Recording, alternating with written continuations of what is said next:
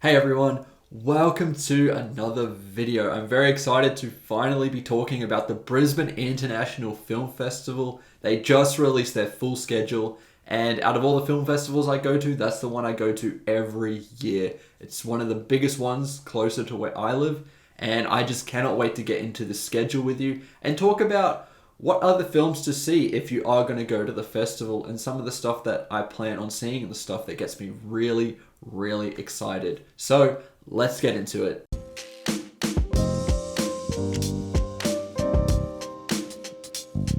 I know I said this when I reacted to last year's schedule, and before I even had this YouTube channel, I said that the year before that was the most stacked film festival for BIFF. It happened 2 years ago, it happened last year, and it's happening again this year. This lineup is absolutely stacked. Not as many movies as I think that we're used to from BIFF, but still a ton of quality. They really went for giving us a lot of stuff that people are really excited to see, rather than filling the schedule with a bunch of stuff that people have no idea about. It could go either way. This is stuff that has already built a reputation from some of the film festivals earlier, and I couldn't believe that the staff managed to get a hold of some of these movies. I really want to credit them for compiling this full schedule. They changed management, I think, a few years ago, and then since then every festival has just been absolutely stacked, and they are just doing such an excellent job, so hats off to them. Okay, let's get into the actual movies now. I'm gonna firstly talk about the 4 ones that I've already got tickets for. The first one, I had to jump on this straight away, was Poor Things, the Yorgos Lanthimos movie. The massive festival darling is coming to BIFF.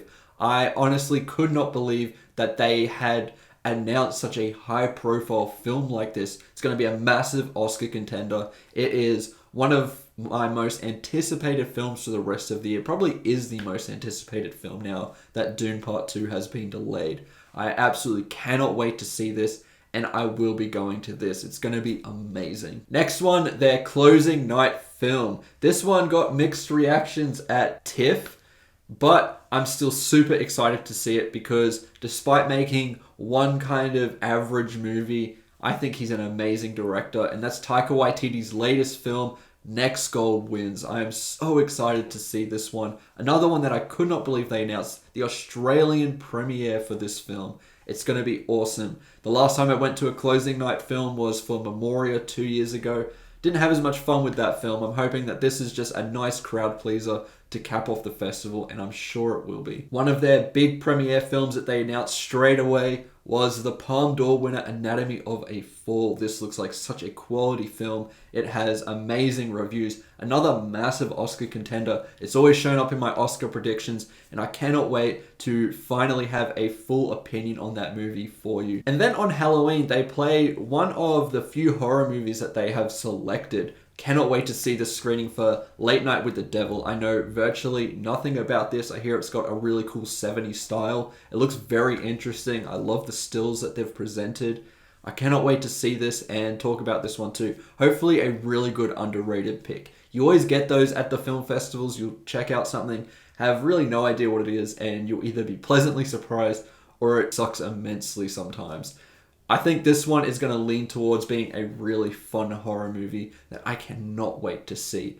Honestly, out of all the films that I am choosing to see at this festival, I don't think there's any that I think will be complete duds. Sometimes when you go to a film festival, you get one that you just outright don't like. And last year, it didn't really happen. There was one or two that I was a little bit more mixed on, but nothing I hated.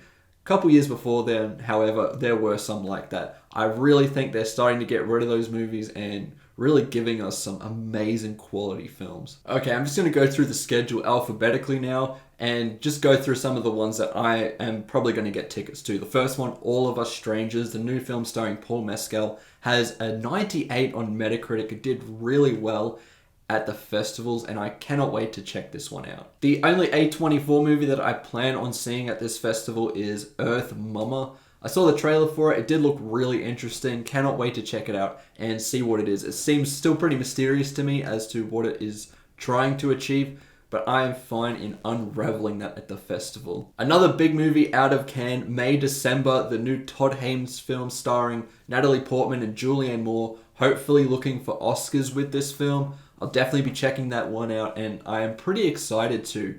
Todd Haynes, I'm still looking to click with as a director. I haven't seen all of his work, but I hear this one's a real return to form. Then the new Kore-eda movie, Monster.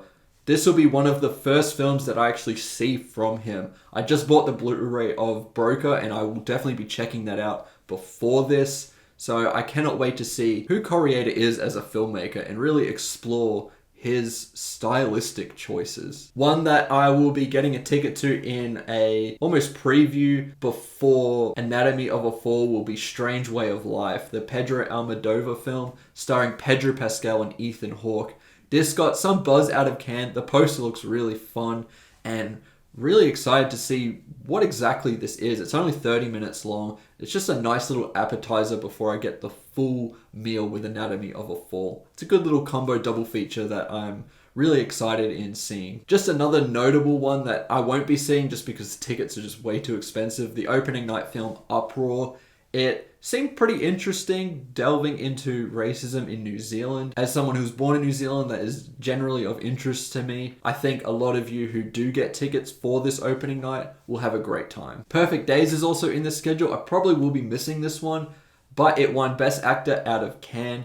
I am interested in seeing it, just probably later down the track. And yeah, those are the films that I'm super excited in seeing at the Brisbane International Film Festival this year. As I said, it looks like a really great lineup. There's a ton of others that I haven't even mentioned. It's just going to be so fun. I'm going to be tired as hell. I always am around this time, but it's so worth it just seeing some of the most interesting films out there. That always happens at BIFF.